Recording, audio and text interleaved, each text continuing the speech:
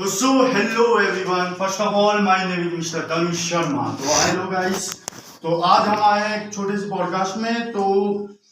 जो ऑर्गेनाइज करवा रहा है द वॉइस ऑफ यूथ। तो आज हम यहाँ पे हमारे साथ श्री गणपत भाटिया जी जो हमारे साथ इधर आए हैं, और हम पूरे स्टूडियो की तरफ से उनका धन्यवाद करना चाहते हैं।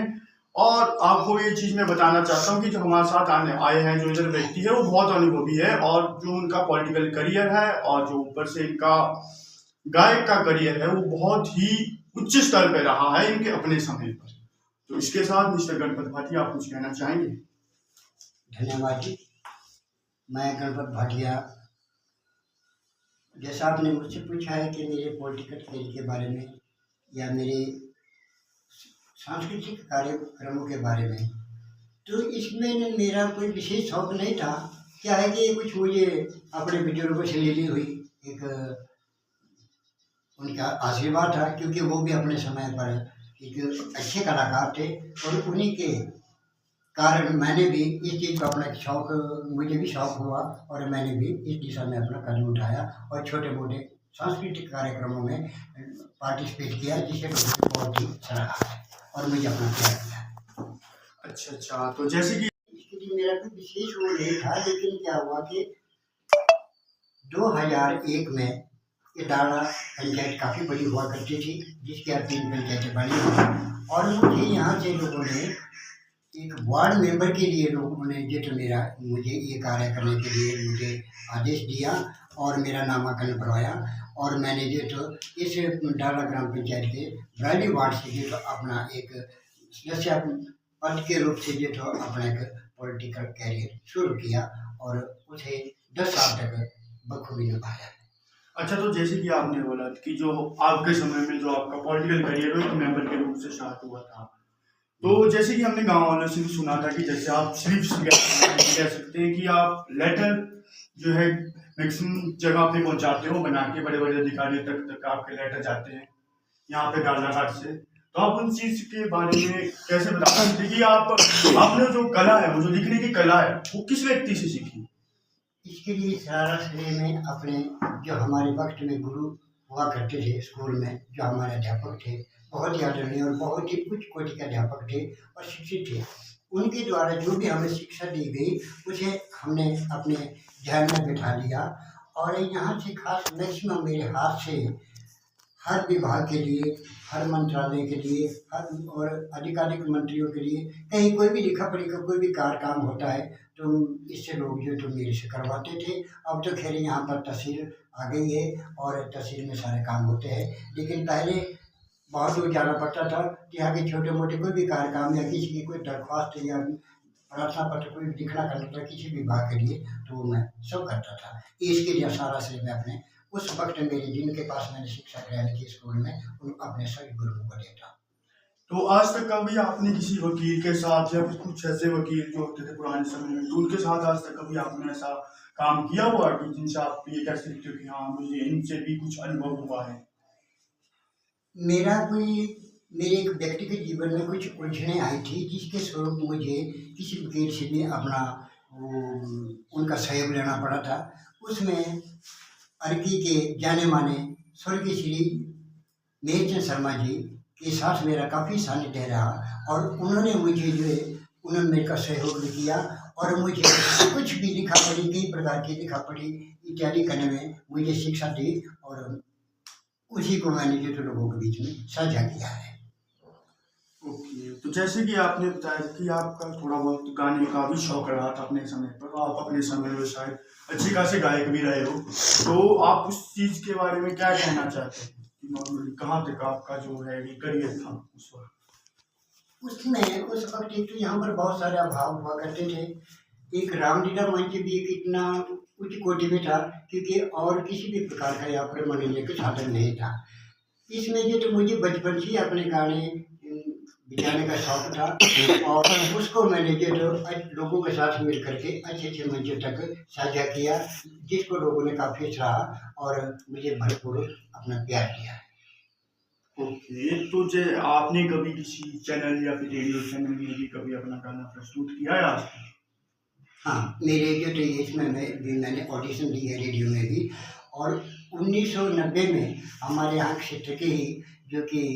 रामलीला मंच में जो तो राम का रोल करते थे आदरणीय श्री हमारे जयपाल चौधरी जी, उनके माध्यम से हमने जलंधर दूरदर्शन से जो हिम कलश प्रोग्राम आया करता था उसको भी उनके माध्यम से हमने जो तो दूरदर्शन में प्रोग्राम दिया है। तो आपका ये कहना है कि आपने दूरदर्शन में भी अपना प्रोग्राम दिया है, तो आपको दूरदर्शन में ऐसा क्या अनुभव मिला जो आप हमारे साथ साझा करना चाहते हैं? उससे हमें कितनी भारी खुशी मिली कि जो यहाँ क्षेत्र के लड़के लड़कियाँ जिन्होंने कभी नाचना गाना करना तो दूर रहा लेकिन देखा भी नहीं था, वो एकदम से वहाँ जलंधर दूरदर्शन के स्टूडियो में जाकर के अपना प्रोग्राम कर रहे हैं, जिसे भारत के हर कोने में देखा गया। तो इससे बढ़ कर के हम सभी को इससे बढ़ कर के और कोई जितना हमें हर्षोल्लास हुआ है ऐसा और हमने कभी फील किया नहीं। तो जैसे कि आपने हमारे साथ पहले भी बातचीत की थी, तो आपने बताया कि आपने अभी भी कहा ये लाइन कि आप रामलीला के मंच में भी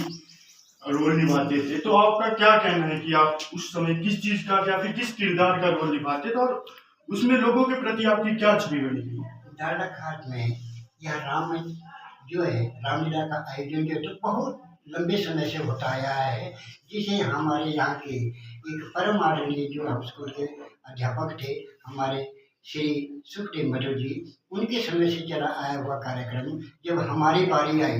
तो हमें जब मौका मिला वहाँ पर, तो मुझे इस रामलीला मंच पर भी एक रावण का रोल करने जो तो मुझे मौका मिला और जिसे लोगों ने काफ़ी सराहा और लोगों ने मुझे उसके लिए अपना बहुत ही भरपूर प्यार दिया। जैसे कि नॉर्मल से एक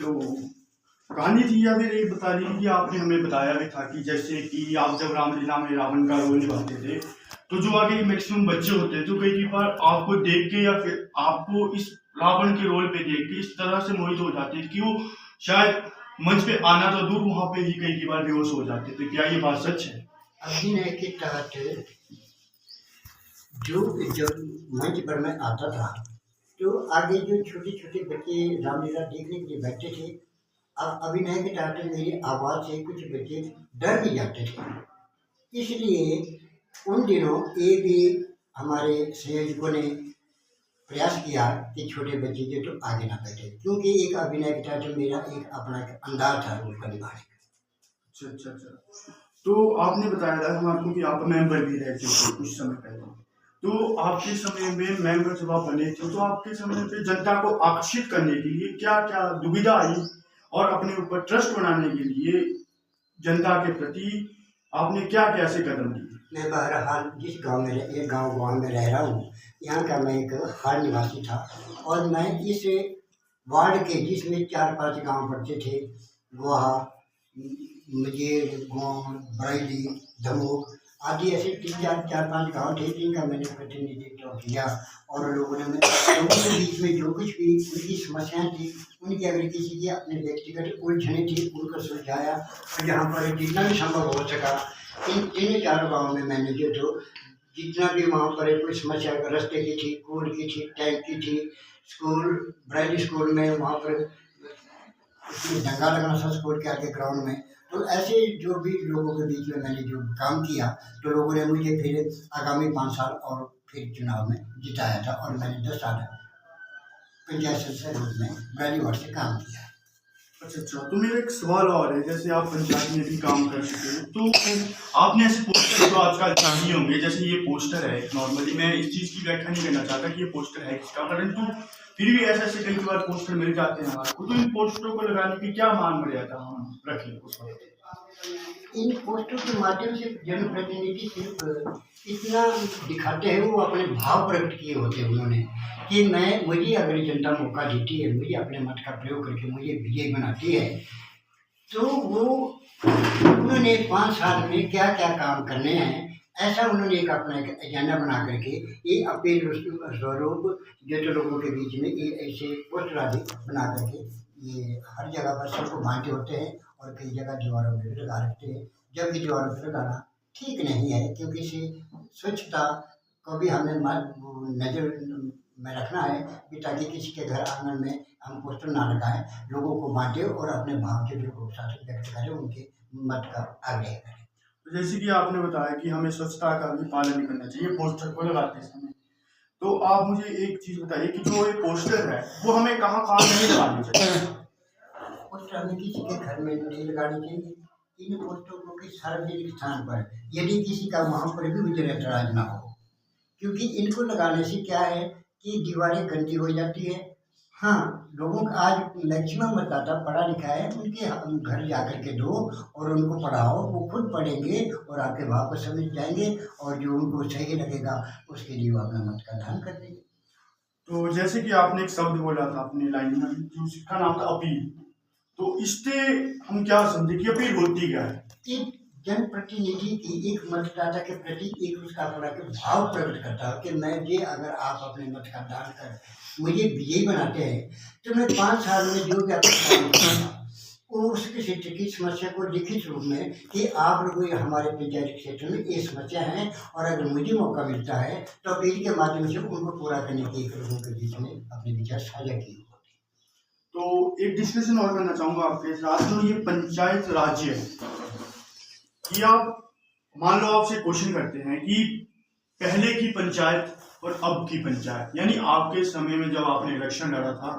तब की पंचायत और अब के पंचायत इलेक्शन में आप सबसे बेस्ट इलेक्शन किसे कहना चाहते हैं, कि 2026 को अब इलेक्शन को बेस्ट कहना चाहते हैं, कि जिस वक्त आपने इलेक्शन लड़े थे, या फिर जब आपने इलेक्शन देखे थे उस वक्त को आप अच्छा कहना चाहते हैं।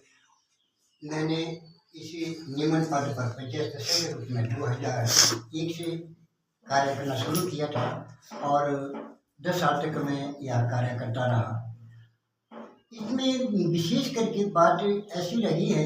कि उस वक्त भी प्रक्रिया चुनावी प्रक्रिया यही थी कि लोग एक अनुभवी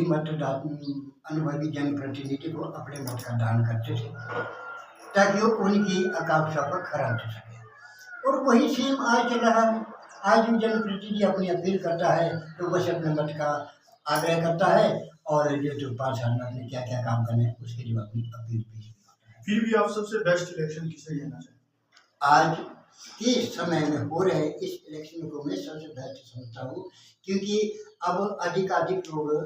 जो जनप्रतिनिधि है वो भी पढ़े लिखे हैं, और उनको मत का दान, मतदाता भी आज शिक्षित है। तो आज इलेक्शन का जो है तो ये सर्वोपरि इसलिए माना गया है कि एक अच्छे और अनुभवी को ही लोग मौका देंगे। तो आपका क्या मानना है कि जो इलेक्शन है पंचायत, उसको हमारा जो युवा है, हमारा यूथ है, उसको उतरना चाहिए पॉलिटिकल करियर में कि नहीं। विशेष करके तो मैं तो युवाओं से यही कहना चाहता हूँ कि युवा जैसे शिक्षित है और घर में उनका शिक्षित होने के साथ साथ जब तक वो अपना कहीं अपना स्टैंड नहीं बना चुके, अपनी पढ़ाई पूरी नहीं कर चुके हुए, तब तक तो उनको इन सब चीज़ों में नहीं पढ़ना चाहिए, अपने करियर पे ध्यान देना चाहिए। और शिक्षित होने के नाते वो अपने घर वालों को जो उनके घर में है उनको ये जरूर मोटिवेट करे कि आज कौन आदमी कितना पढ़ा लिखा है और कितना उसके पास अनुभव है और क्या क्या वो कर सकता है। इसके लिए आप अपने घर वालों को जो तो जरूर समझाएं। बाकी स्वयं को जो तो इन चीज़ों में पढ़ने के बजाय अपने कैरियर की तरफ जब कैरियर में अपनी पढ़ाई पूरी करने के उपरांत आपके मन में अगर जन सेवा करने का भी अगर जज्बा आता है तो आप कर सकते हैं। मेरा ये मानना। तो जैसे कि इंदिरा गांधी ने भी एक चीज कही थी अपने समय में, उन्होंने एक चीज कही थी कि हम निचले स्तर से ऊपरी स्तर तक जाएंगे। तो उनका जो ये मानना था, आई थिंक उन्होंने ये कहा था कि जो पंचायत के स्तर से हम आगे केंद्र सरकार तक पहुंचेंगे। तो क्या उनका वो कहना सही था कि वो गलत था? उनका कथन सत्य था, क्योंकि जब एक गांव और पंचायत में 5, 7 या 8, 10, 18, 20 गाँव तक भी होते हैं, जब वो एक पंचायत समृद्ध होगी, सुखी होगी, वहाँ पर कोई समस्या नहीं होगी, लोग खुशहाल जीवन जिएंगे, उनकी समस्या का समाधान हुआ रहेगा, तो एक तहसील भी समृद्ध बनेगी, तहसील से जिला समृद्ध बनेगा, जिले से प्रदेश समृद्ध बनेगा, और प्रदेश से सर्वोच्च हमारा जो तो हमारा एक खुशहाली आएगी। जैसे कि आजकल हमें सुनने को मिल रहा है इसकी पॉलिटिक्स का नाम मतलब धीरे धीरे एक ब्लैक गेम की तरह नजर आ रहा है, कि ये कोई जानलेवा खेल है, या फिर इसमें वही व्यक्ति उतर सकता है जो कि एक गुंडा, या फिर कुछ ऐसा कह सकते हैं हम कि कुछ ऐसे अभद्र शब्द या फिर उसकी जितनी पहुंच है उतना ही वो उतर सकता है। इसमें आपका क्या कहना है कि पॉलिटिकल या फिर पॉलिटिक्स ऐसी है क्या? देखो, आज का लोग जो है तो कई की प्रवृत्ति कई प्रकार की होती है, लेकिन इस तरह की प्रवृत्ति के लोग जो है तो जनप्रतिनिधि के रूप में एक तो लोगों के बीच में आते ही नहीं। अगर ऐसे हो भी तो उसको अगर फिर वो मौका कौन देगा? वो जनता देगी ना। तो ऐसे लोगों को ना मौका दे, एक सही शिक्षित और अनुभवी इंसान को ही मौका दे। तो जैसे कि हमने बताया कि सही और शिक्षित व्यक्ति को देना चाहिए, तो इससे आपका क्या मानना है कि जो शिक्षित व्यक्ति उसकी क्या पहचान है? उसकी पहचान है कि उसका हर एक चीज, हम किसी कमरे में एक दीपक जलाते हैं तो वहां पर प्रकाश हो जाता है। वैसे ही एक अगर हम सही अनुभवी और शिक्षित व्यक्ति को पंचायत मुखिया बनाते हैं तो उस पंचायत में भी प्रकाश का होना या विकास का होना सही जायज है। ओके ओके, तो एक चीज और कहना चाहूंगा कि आपके समय में जो हमारे प्रधानमंत्री थे वो कौन कौन थे और आप उनसे किस प्रकार की प्रेरणा लेते हो आज के समय में? उन दिनों हम स्वर्गीय श्रीमती इंदिरा गांधी जी देश की प्रधान हुआ करती थी। उनके बाद और भी बहुत सारे प्रधानमंत्री आए, लेकिन विशेष करके मैं एक तो श्रीमती इंदिरा गांधी जी थे और उनके उपरांत स्वर्गीय श्री अटल बिहारी वाजपेयी जी, उनसे मैं बहुत प्रभावित हुआ। और हाल ही में जो कि काफ़ी समय से श्री नरेंद्र मोदी जी देश के प्रधानमंत्री है, उनके भी देश को लेकर के एक अच्छी सोच और देश को एक अच्छी दिशा में लेकर के जा रहे हैं, इनसे मैं प्रभावित हुआ। ठीक है, जो आपने बोला था कि आप इंदिरा गांधी से, अटल बिहारी वाजपेयी से और नरेंद्र मोदी से प्रभावित हुए हो, तो आप मुझे बता सकते हो कि आपने अपने पॉलिटिकल करियर में या फिर पॉलिटिकल स्पोर्ट में या फिर ऐसा कह सकते हैं इसको अटैक वे में लोगों को इनके प्रति या फिर इनके अंदाज से कैसे प्रभावित किया? जैसे इन लोगों की विचारधारणाएं थी कि जन सेवा ही लक्ष्य हो हमारा, उसी के तहत हमने अपने जीवन को जो तो लोगों की सेवा करने का जो हमें सदस्य के रूप में हमें ये कार्य मिला था, तो हमने इसी धारणा को लेकर के जो लोगों के बीच में जाकर के उनकी सेवा की। तो पंचायती राज शब्द से आपका क्या मतलब है? आप बता सकते हो कि ये है क्या पंचायती राज? कुछ लोगों के समूह को पंच, जहाँ पर 5 आदमी बैठे हैं उसको पंच बोलते हैं। तो जैसे कि आपने बताया था कि जो पंच है वो पहले के समय में आई थिंक प्रधान ही हुआ करते थे एक हिसाब से गांव के, तो आप उनको रिलेट करके आज के प्रधान को उनको रिलेट करके उनके बीच आप कुछ फिर डिफरेंस बता सकते हो? समय समय के हिसाब से पहले क्या था कि कई चीज़ों का या कई प्रकार का अभाव था, लेकिन आज हमारा प्रदेश विकसित है, विकास होता है। और उन दिनों क्या हमें कुछ भी कार्य करने के लिए कई बार जो हमें बजट का प्रावधान कम होता था, लेकिन आज देश एक सुदृढ़ है और लोगों के बीच में जो अच्छे अच्छे काम हो रहे हैं। इसके लिए मैं तो यही कहूँगा कि आज का समय जो तो बहुत ही अच्छा है। तो जैसे कि बोलते थे कि जो पंचायत का जो प्रधान होता था जो पहले के समय में जिसको हम पंच बोलते थे, तो वो बोलते थे कि जैसे कि मैक्सिमम जगह पे मैंने यही सुना कि जैसे पंच होते थे पहले, उनके घर या फिर उनके मकान सबसे बड़े होते थे अकॉर्डिंग टू गांव के लोगों से ज्यादा। तो ऐसे क्यों होता था? क्या वो पैसे खाते थे या फिर कुछ ऐसी चीजें हैं जो उनके जीवन में उनको सफल बनाती थी? मैं ऐसा तो नहीं कहूँगा कि उन लोगों ने पंचायत में आकर पंचायत प्रधान बनने के बाद या कुछ के बाद उन्होंने अपने जीवन का स्तर ऊंचा किया। समाज में या गांव में सभी लोग बड़े नहीं होते और सभी लोग छोटे नहीं होते, सभी अमीर नहीं होते और सभी गरीब नहीं होते। हाँ, ऐसा जरूर होता था कि जो एक समृद्ध आदमी होता था उसको ये ऐसे कारोबार करने के, पंचायत के कारोबार करने के उसको मौका दिया जाता था। उसमें जो तो वो उनके ऊपर जो आरोप रखते हैं, जिसके ऊपर आरोप रखे और अगर सत्य पाए गए हैं तो उनको जो तो पनिशमेंट भी दी है सरकार ने, और अगर नहीं तो वो स्वयं सुदृढ़ थे। उनका ये नहीं है कि पंचायत प्रधान बनने के बाद बहुत ऊंचे चढ़ गए तो उन्होंने पंचायत से कुछ खाया, ऐसा नहीं मानना या ऐसा करना गलत है। जिन्होंने ऐसा किया है उनको सरकार ने पनिशमेंट दी। अब आजकल के जो न्यायालय है, हम उनकी बात करते हैं। तो न्यायालय में जो केस है वो आई थिंक हजारों या फिर ये कह सकते हैं हजारों में पड़े हुए केस है, पेंडिंग केस है, वो आज तक सुलझे नहीं है। या फिर एक कहावत भी बनाई गई थी कि एक राम था, एक राम नाम का लड़का है, वो उसका केस था परंतु उसके आगे पोते उस केस को भुगत रहे, वो बंदा मर के भी जा चुका है परंतु आज तक उस केस की सुनवाई नहीं हुई। तो इस चीज से आपका क्या कहना है कि हमारा जो न्यायालय है हम उसको दोष तो इस चीज में नहीं दे सकते क्योंकि मैक्सिमम केस जो हमारे पास आते हैं, परंतु क्या इस चीज का कोई उपाधान नहीं है, समाधान नहीं है? देखिए, जहाँ तक न्यायालय के बारे में, इस बारे में, क्योंकि ये सर्वोपरि, क्योंकि संविधान के तहत एक न्यायिक प्रक्रिया जो है सर्वोपरि है। इसके बारे में किस केस में ज़्यादा समय लगा है, किस केस, कुछ केस कम समय में ही जिनका निपटारा हो गया है, ये न्यायालय की अपनी प्रक्रिया है। इसके बारे में मैं ज़्यादा कुछ तो आपने जैसे अपने कहानी के बारे में बताया था और आपने एक दूरदर्शन नाम के चैनल के बारे में बताया था जिसमें आपने गाना गाया था। तो जैसा आपने अभी बताया था कि जो आप सिंगिंग करते थे, जो आप चैनल में गए थे, रेडियो चैनल, तो उसमें आपका सबसे पहला गाना कौन सा वो था बना? एक पहाड़ी गीत था,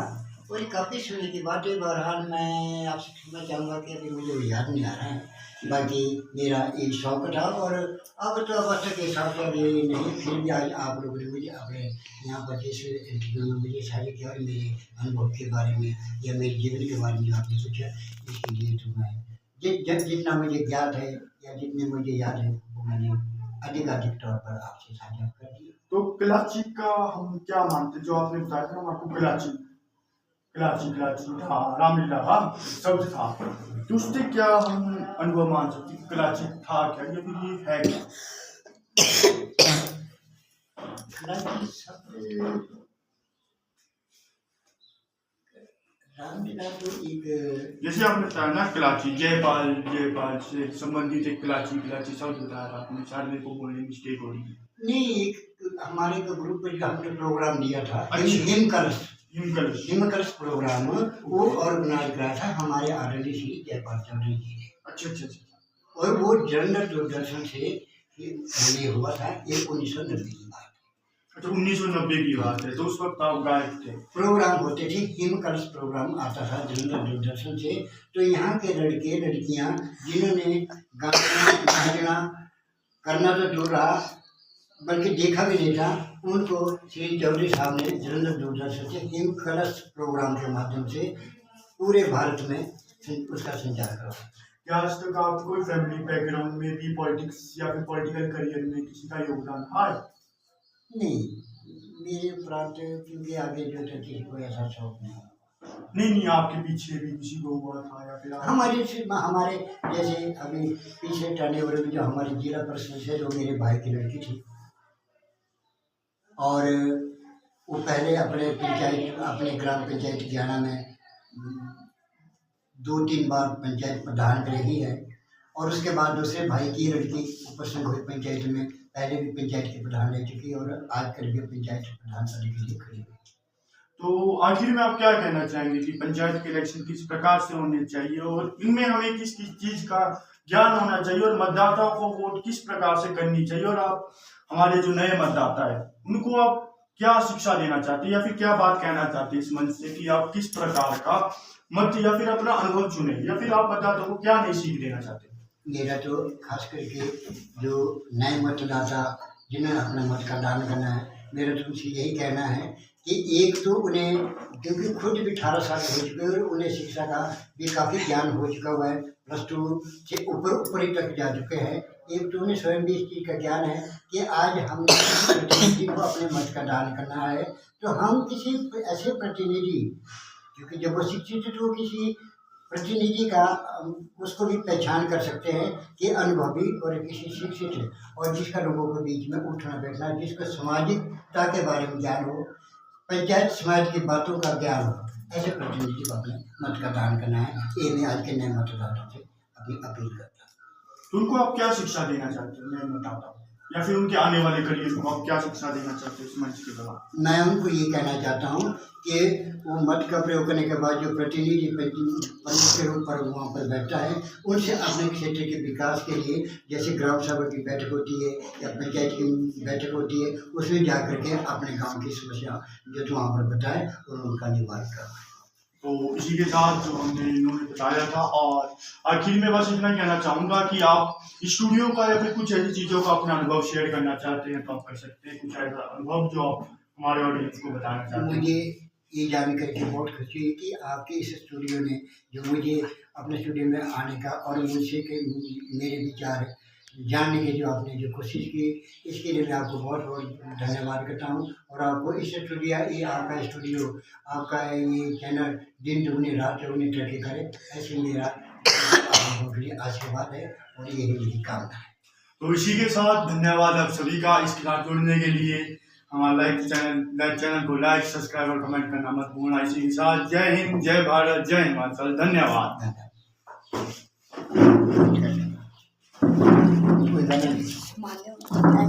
कोई